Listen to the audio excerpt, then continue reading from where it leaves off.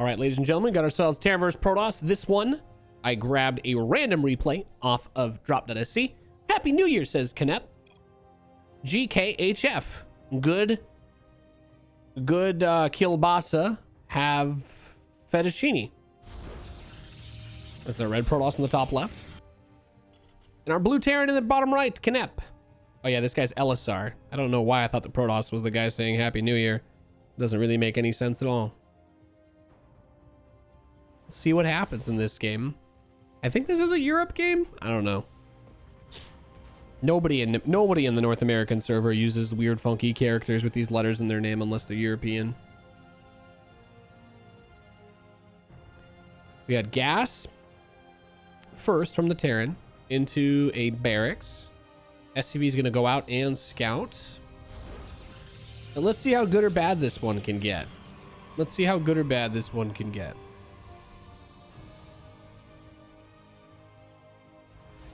Double gas first, so that makes me think he's going to put the fast cybercore. So this is not going to be a one gate expand. The Protoss player definitely wants to get aggressive. And as the Terran player, when you come into a base and you see this, that doesn't tell you much. But when you come here and see the second gas is already done, they've got both gases. Second pylon is here too. No natural.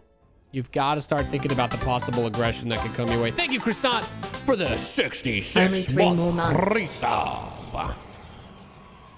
Only 3 more months to hit 69. Nice. So he sees that cybercore. Now at this point, I'm kind of worried, right? If I'm a Terran player and I see that, I'm thinking that maybe there's going to be a proxy second gateway nearby. Now, of course, as observers, we have God vision and we know everything. So we know that that's not the case, but you certainly could be under some serious aggression and you have to be careful.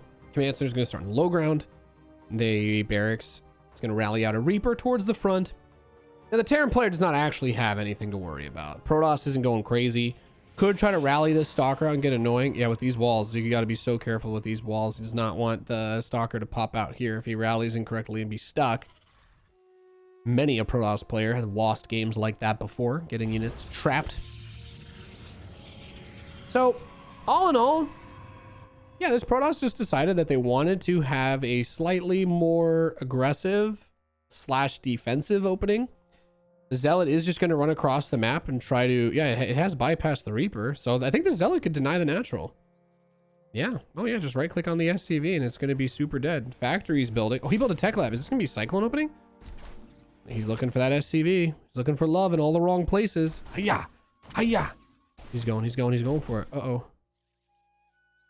There we go. Yeah, that's frustrating because it looked like he wanted to move the factory into the tech lab, but he's probably scared of the Zealot coming and blocking. Yep. So he built another tech lab. I don't know how I feel about that one, Chief, but we'll see what happens. He's got an engineering bay. I'm not entirely sure why. I don't know what MMR these players are. There was no information on the loading screen. This could be someone's first game. No, that's not possible. They built units and an orbital command. Noobs never build orbitals. Zarathos Talboth in the chat says, is there a golden answer to the question, when is the best time to send a worker out to scout? The true answer to that question is whenever you feel comfortable. And it seems like a cop-out, but the truth be told, it is a cop-out because scouting is very personal. There are many different theories. A lot of pros finally started SCV scouting again in 2019. Now in 2020, who knows how people are going to scout? Now for me, I think the best time to send an SCV scout versus Protoss or Zerg or Terran, if you go barracks then gas, I think if you SCV scout on a gas first build, it's pretty bad for your economy. But Dalton's like, finish the command center, damn it. It was very stressful. He waited a while to finish that command center. But yeah, I like to send an SCV out right after the barracks and gas start. Like if I go depot, racks, gas, as soon as the gas is done, I send one. Because that way I can see if there's lings crossing the map early on. And Wagger Knacker says in chat, 2020 scout with the battlecruiser. I'm not entirely sure that's the best move. Because if you yeet the BC in and there's like 2 void rays there, I think you just kind of die, but I appreciate your enthusiasm about battlecruisers. As a fellow battlecruiser aficionado, and lover of big battle cruisers, BBCs, I have to say, I do agree with you to a degree, but I don't think either of us are right in this scenario. Robotics Bay coming in, Blink +1 armor, and that's interesting actually, because a lot of people who go for Colossus, Colossi versus Terran usually get +1 attack early on because they want to have the damage, because the Colossus usually, if they're being attacked to the point where the armor comes into play, they're gonna die. So we'll see. Hey SC Reaver, StarCraft forever. Suh, dude. So we got a Zealot up front just kind of spotting. We got the Observer here. Multiple El Tanco de Sijos. Careful. There's a missile turret here. Oh, ripping pasta. Losing the Observer there definitely doesn't feel good, but did he scout enough? I don't actually think this says much. Okay, now I saw a Ghost Academy. I guess now you just want to spread out observers in the surveillance mode. Johnny C. Redeemed. Get roasted by Nate. Terran best race, LOL. You are so wrong that the average American would rather see an overweight Eastern European woman in leopard print at the beach bending down to build a sandcastle than read your comments. Enhanced Shockwave is coming in. There's not even a Templar Archives. Why are you going for it, the EMP upgrade this early? What is the strategy? Is this going to be mech? Is this a mech build? I honestly, I'm not sure. Okay. The Protoss is going to face roll this guy. Oh, it's because he's not... Guys, it's because he's not going for Colossi. He's building disruptors. Nathanias was wrong. Well, Nate, I could have told you that you'd be wrong. Duh. Okay, fine. Probably get another Robo, right? Does he only have one still? I'd get a second Robo if I'm playing this style. So Blink Stalker Colossus versus Mechios, and I like it. 2 extra factories. Hellions being built one at a time. Don't know how I feel about that. But Protoss player is being extremely defensive. I think this is going to be, I think we could safely say this is not a 7,000 MMR game that's being played. You know what? I'll just go on a tangent then, because this game is being a little bit slow right now. I did think that it was funny. There was some guy trying to make this, maybe a post on Reddit, StarCraft. He's talking about the matchups and whatnot. And some guy's like, look at the top of the ladder. It's all Terrans and Protosses. And they posted, I think, European ladder. And I couldn't help but laugh because I noticed the European Grandmaster ladder right now, the top MMR is like 6,000. Now, anybody that follows StarCraft closely knows that the best players are over 7,000 MMR. The ladder is no longer necessarily representative of players' skill or even racial distribution, because in the latest patch to StarCraft, they actually made it so that you can see your opponent's MMR when you search for a ranked game. Now, naturally, this makes it a little bit easier to tell who certain players are, which account they're on, etc., etc. One of the ways to get around this is to use the leave league option. You can actually leave your league, and then it makes you play a placement match. Now, that placement match is just a regular ranked ladder game at your MMR, but what these players do is they leave their league every single game. So they'll play, win or lose, leave league. So that way they never show up on ladder and can't be tracked, and you never see their MMR on the loading screen. It's the only way to maintain a barcode anymore. Now, of course, it's become quite a hassle. They've deliberately made it harder for people to hide who they are and make the game more difficult to try and learn from your mistakes against certain opponents. But I did find that interesting, that someone was like, look at this, look at all these Terrans and Protosses in top European GM. I'm like, I don't think that the European GM caps out at 6,000 MMR, dude. All the good players just leave league after every single game, so that they don't, they're even harder to keep track of now. At this game, well, we've got a nuke being made off of 2 bases with a Thor in production. You know what? If this guy gets a nuke off, a big one, I'd say it's worth it, right? Everybody watching this game, I'm sure, agrees with me. I mean, this game is like the first, like, couple Twilight movies, right? It's all sexual tension. Nothing actually happens. We're sitting here, we're watching, we're kind of hoping something will happen, but something is probably not going to happen for a long time.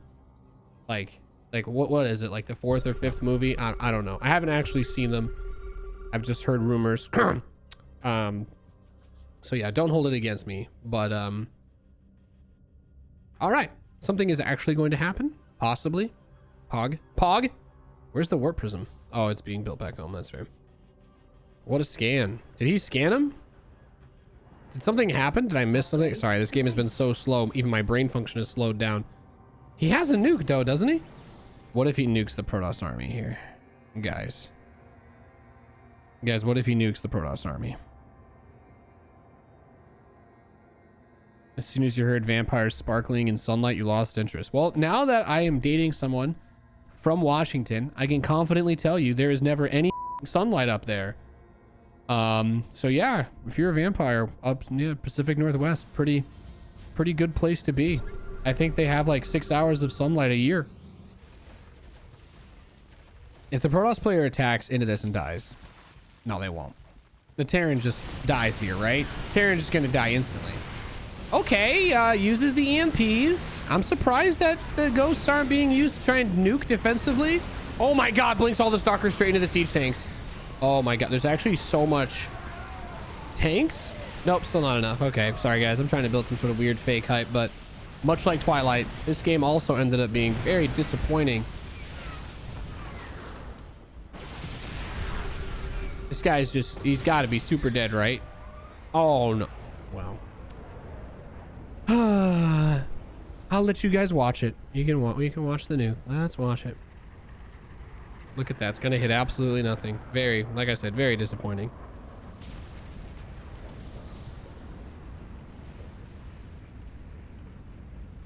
In other news, Katie got me food, so I'm happy.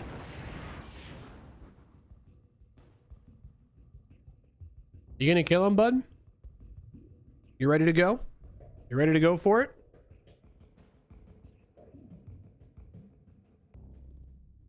No? No, you want to just sit there? That's true. It did hit the rocks. He did 250 damage to those boulders. What a monster. Ruining the environment.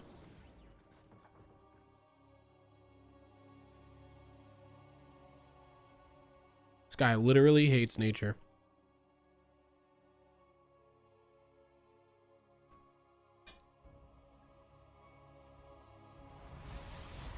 So Protoss is going to take a 4th. The 3rd is still totally walled off. Terran player is finally getting a 3rd. He's got 34 SCVs. This is what happens when you pick random replays to cast. I don't know. I just need to go off on another tangent, right? Do you guys think Metal Gear Solid 2 is real? Do you guys think that game actually happened? Because at the end, they kind of reveal that the whole thing is like the Solid Snake simulation, right? So sometimes I wonder to myself if the idea of the actual game itself was that you were playing a simulation and that none of it actually ever really happened or was real, you know? These are the questions that just absolutely drive me crazy.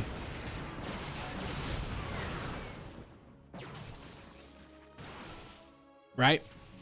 Like Raiden is obviously meant to just be the player, just an analog for the player.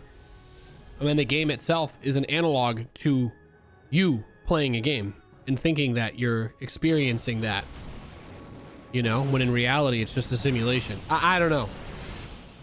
That tangent was the only thing I could think of. Does walk into some mines, eats some massive EMPs.